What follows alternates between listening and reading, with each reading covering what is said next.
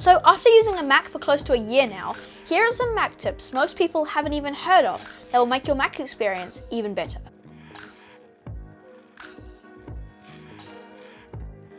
System Preferences has a ton of menus and settings, but did you know you can streamline how it looks? To do this, open System Preferences, go to View, Customize, and then you can tick or untick options that you want to appear. For instance, I never use Starter Disk or the Spotlight tab because I use Alfred instead. So you can just go and tick or untick or whatever you want to do, and you can click Done, and voila, they're gone. But don't worry, you can always access them through the Search tab here or through Spotlight or Alfred.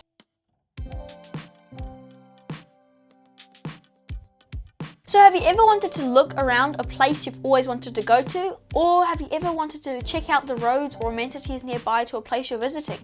Or is Google Street View just too laggy for you? You can view cities in the Maps app in interactive 3D that lets you pan 360 degrees and move through streets. To do this, open up the Maps app, search for a place you want to go to. I'm going to go to London. Then zoom in to closer on the roads, and then click the binoculars button on the toolbar in the top. Then you can be able to see streets and pan around and to go take a bit of an explore. You can use your trackpad or mouse to click around and explore places in much more detail than you would do if you were on Google Street View. Also, bonus tip in Maps, you can take flyover tours of many cities around the globe. Just go to a compatible city, click the button that says flyover tour, and then they give you an aerial view tour and it goes around to some of the many landmarks in some of the cities, which is pretty cool.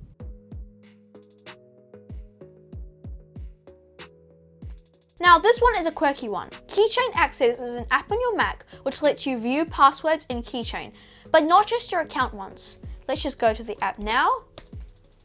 You can view Wi-Fi passwords of networks you've connected to, and you can make secure notes. So say you want to record your credit card PIN or your personal documents. All you need to do is open the Keychain Access app here, click on Secure Notes, click on iCloud, then you can tap the right button. Then you can name it. Let's just name it Secure Notes. And then you can go add a note, and I'm just going to say that KingEthan Tech is cool. And then when you're done, you can just click that add button at the bottom. Now, when you want to open this, you've got to click on the note. You've got to click the tick box that says Show Note. And then you've got to enter your computer password in order to actually see this. So you won't have to worry about people just snooping in your notes. But this could be considered a bit of a security loophole if someone else knows your keychain password. However, if you're the only person who knows that password, it's a good way to store sensitive information.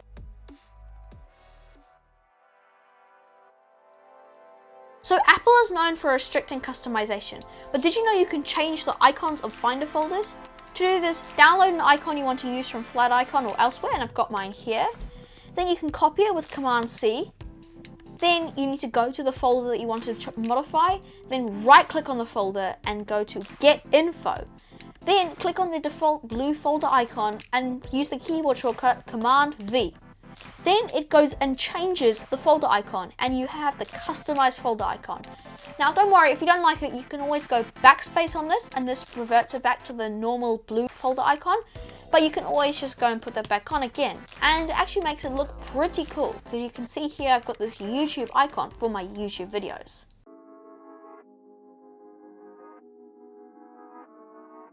So sometimes when you're uploading images to websites, there may be a file size limit or some file types may not be accepted, such as Apple's proprietary file format for the iPhone camera, HEIF. In Finder, you can convert and compress image sizes to fit these requirements. To do this, find your file, then right click on it, go down to Quick Actions, then go down to Convert Image. Then you can change the image format and the image size. So here I'll just change this to PNG, and then I'll change it to actual size as opposed to small. Then I can convert this to a PNG, then it makes a copy of this and it's the format you want, so it doesn't actually go and overwrite the original. So this is pretty cool if you want to make sure that your files fit within the size, or you want to convert it to a different file format like JPEG, which is a more universal format.